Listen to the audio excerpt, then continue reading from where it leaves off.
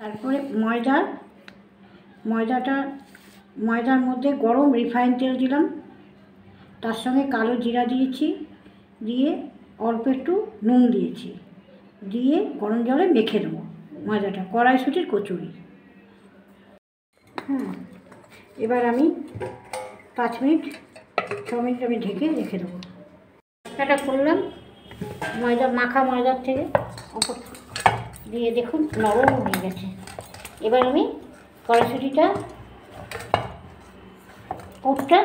পুরটা ভরবো নিচে দিয়ে, এবার বেড়ে নিচ্ছি হালকা হাতের সঙ্গে।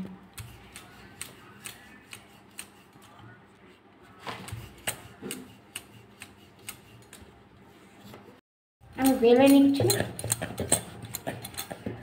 কচুরিটা বেলে নিলাম,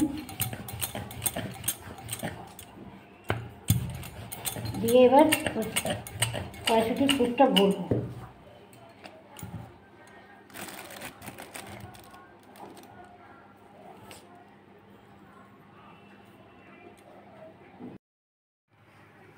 কচুরিগুলো এক এক করে ছেড়ে দিচ্ছি। কি সুন্দর ফুলছে।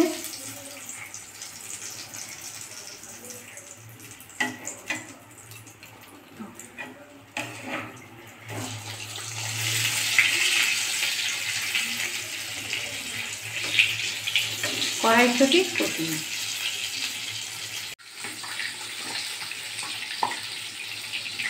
কি সুন্দর ফুলছে। কড়াইশুঁটির কচুরি, কড়াইশুঁটিগুলো ধুয়ে রেখেছি, আমি মিষ্টিতে দিচ্ছি কড়াইশুঁটিটা।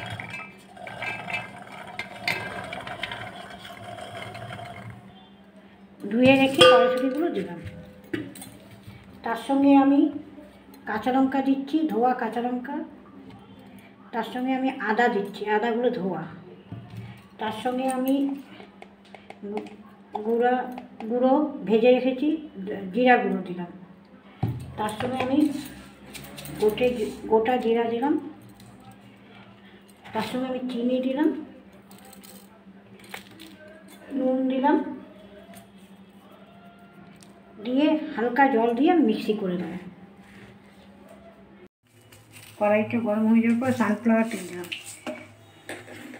দিয়ে কালো জিরা দিলাম, দিয়ে বাটা কড়াইশুঁটিটা আমি দিয়ে দিলাম কড়াইয়ের মতো।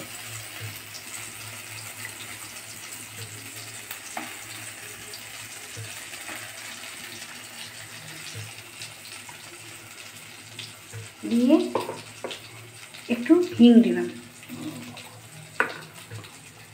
দিয়ে ভালো করে ভেজে নেব। আপনারা চাইলে ঘিও দিতে পারেন, আমি সানফ্লাওয়ার রিফাইন তেল দিয়েছি।